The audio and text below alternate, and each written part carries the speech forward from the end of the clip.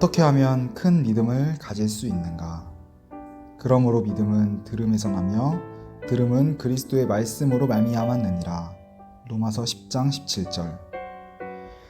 그리스도인이라면 누구나 큰 믿음을 가지고 싶어 합니다.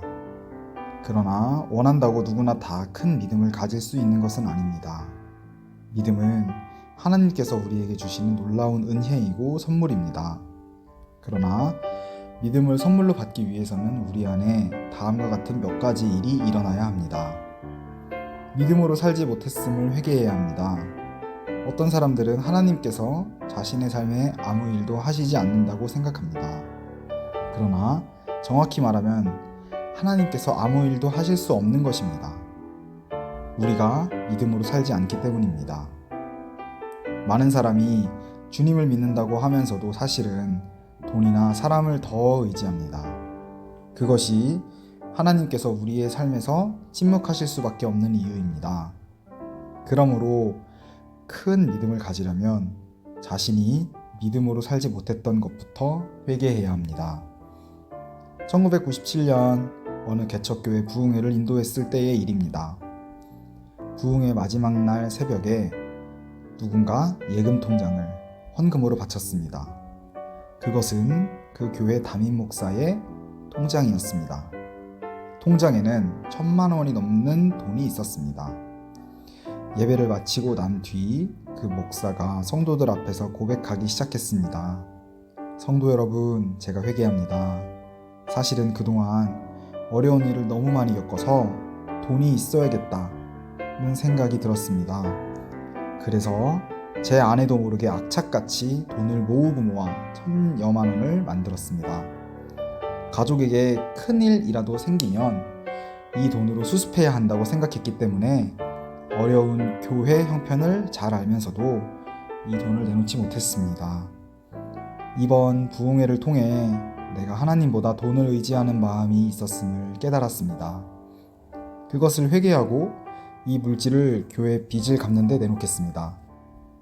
이제는 돈 1,000만 원을 믿으며 살지 않고 하나님을 믿으며 살겠습니다. 그 목사도 사모도 교인들도 모두 다 울었습니다. 부흥회가 끝나고 그 교회가 달라졌습니다. 목사의 헌신을 본 교우들 역시 물심양면으로 교회를 위해 헌신하여 어려운 재정 문제가 해결되었습니다. 믿음은 말씀 위에 뿌리를 내려야 합니다. 로마서 10장 17절에서 믿음은 어디로부터 난다고 했습니까? 그리스도의 말씀을 들음으로. 그리스도인의 믿음은 신념과는 완전히 다릅니다. 자신의 생각이나 꿈이 이루어질 것을 믿는 것이 신념이라면 그리스도인의 믿음은 하나님의 말씀을 믿는 것입니다. 그러므로 하나님 말씀을 자주 읽고 듣고 묵상하는 것은 아무리 강조해도 지나치지 않습니다. 거기에서 올바르고 흔들리지 않는 믿음이 생겨나기 때문입니다. 그리스도인의 믿음은 느낌과 다릅니다. 애굽으로 팔려가는 요셉의 기분은 어땠을까요? 반대로 소돔으로 이사가는 롯의 기분은 어땠을까요?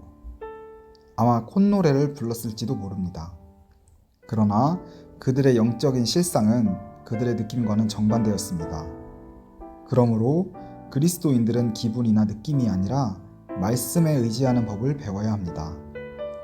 제가 설교에 대한 열등감에 시달리던 어느 날 묵상하게 된 말씀이 고린도 전서 1장 27절에서 29절이었습니다. 하나님께서 세상의 미련한 것들을 택하사 지혜 있는 자들을 부끄럽게 하시고 세상의 약한 것들을 택하사 강한 것들을 부끄럽게 하신다는 말씀이었습니다. 내용은 아는 내용인데 제 마음에는 와닿지 않았습니다. 그때 제가 알고 있는 말씀이 곧 제 믿음이 아니라는 사실을 깨달았습니다. 제 마음속에는 하나님께서도 유능한 사람을 택하여 쓰실 것이라고 생각하고 있음을 알았습니다. 이 말씀을 가지고 3일을 고민하다가 결국 이 말씀을 믿겠습니다 라고 고백하는데 눈물이 났습니다. 말씀을 받아들이는 순간 제 마음속에는 혁명이 일어나는 것 같았습니다. 그 후 저는 설교자로서 열등감에서 벗어날 수 있었습니다. 대전에서 부흥회를 인도할 때의 일입니다. 마지막 날 새벽 집회의 헌금 시간에 부고가 올라왔습니다. 교회에 장례가 생겨 장례 광고를 해달라는 줄 알았습니다. 그런데 그 봉투에 이렇게 적혀 있었습니다. 2011년 2월 10일 밤 9시 사망하다. 나는 죽고 예수로 사는 사람이라는 설교를 들은 후 그 진리를 결론 삼고 자신의 죽음을 선포한 것이었습니다. 처음에는 깜짝 놀랐지만 사연을 알고 난 후 집회에 참석한 모든 사람이 웃었습니다. 나는 죽고 예수님이 내 안에 사신다는 말씀이 잘 느껴지지 않는 사람도 있을 것입니다. 그러나 믿음은 자신의 생각이나 느낌에 의존하는 것이 아니라 진리를 결론으로 삼는 것입니다. 말 한마디도 믿음으로 해야 합니다. 민수기 13장 25절에서 33절을 보면 가나안 땅을 정탐하고 돌아온 정탐꾼들의 보고가 나옵니다. 우리가 아는 것처럼 여호수아와 갈렙을 제외한 10명의 정탐꾼은 매우 부정적인 보고를 합니다. 성읍이 크고 사람들이 강해 도무지 가나안 땅에 들어갈 수 없다는 것이었습니다. 하나님께서는 부정적인 보고를 한 사람들과 그 보고를 듣고 낙심하며 원망한 사람들에게 이렇게 말씀하셨습니다. 그들에게 이르기를 여호와의 말씀에 내 삶을 두고 맹세하노라. 너희 말이 내 귀에 들린 대로 내가 너희에게 행하리니. 민수기 14장 28절. 하나님께서 귀에 들린 대로 행하신다는 말씀은 불신의 말을 한 사람들에게는 저주입니다. 불신의 말을 한 사람들은 하나님께서 말씀하신 대로 결국 약속의 땅에 들어가지 못하고 광야에서 죽었습니다. 오직 믿음으로 말한 여호수아와 갈렙만 약속의 땅에 들어갔습니다. 그러므로 우리는 믿음으로 말하는 법을 배워야 합니다. 말을 할 때도 나는 죽었습니다를 고백해야 합니다. 우리의 입에서는 언제나 부정적인 말, 인간적인 말, 계산적인 말이 나오기 쉽기 때문입니다. 다음 질문을 읽고 답을 써보세요. 이사야 6장 5절에서 7절에서 이사야가 하나님을 만나고 가장 먼저 회개한 것은 무엇입니까? 입술이 부정한 사람이라는 것. 잠시 당신의 언어 습관을 살펴보세요. 하나님을 믿는다면 도무지 할 수 없는 말을 한 적이 있습니까? 믿음의 훈련을 기쁘게 받아야 합니다. 우리의 육체가 성장하는 것처럼 우리의 믿음도 성장합니다. 그러나 시간에 따라 무조건 믿음이 성장하는 것은 아닙니다. 믿음으로 살지 않으면 10년이 지나도 똑같은 믿음에 머물러 있을 수밖에 없습니다. 그러나 하나님 말씀에 따라 믿음의 실험과 도전은 하면 할수록 믿음이 성장하게 됩니다.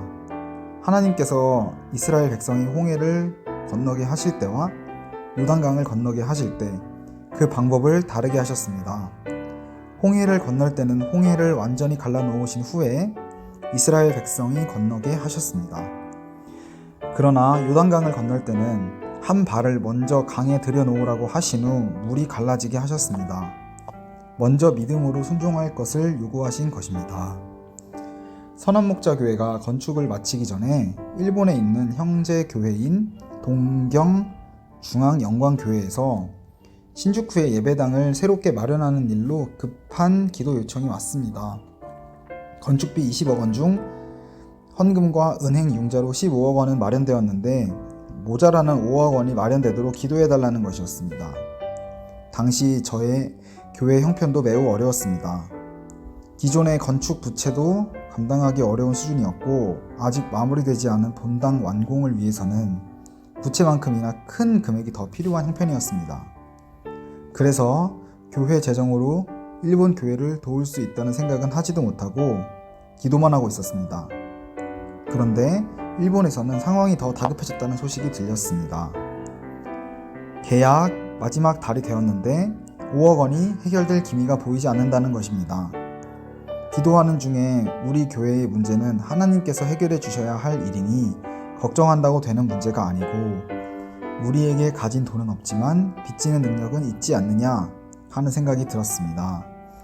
5억 원은 큰 돈이지만 이미 가지고 있는 부채에 5억 원이 더 더해진다고 해도 달라질 것이 없다는 생각이 들었습니다. 그래서 교회 장로들과 의논하면서 빚을 내서라도 일본 교회 예배당을 마련하도록 지원하자는 의견을 냈습니다. 장로들과 교우들이 모두 흔쾌히 동의해 주어서 건축비를 지원할 수 있었습니다. 우리가 이렇게 할 수 있었던 것은 하나님이 하신다는 믿음이 있었기 때문입니다. 저는 이 일로 선한목자교회 건축도 잘 마무리되도록 하나님께서 도와주셨다고 믿습니다. 불가능한 일이 믿음을 통하여 이루어진 것입니다. 누구나 처음부터 큰 믿음을 가진 사람은 없습니다. 힘들고 어려워도 하나님이 하라고 말씀하신 대로 살아야 합니다. 나는 죽었습니다를 믿음으로 고백하고 말씀대로 순종해야 합니다. 그러면 반드시 믿음의 눈이 뜨이게 되고 그 믿음을 통해 하나님께서 하시는 일을 경험하게 됩니다. 당신의 생활 가운데 믿음의 훈련이 필요한 영역은 어떤 부분입니까?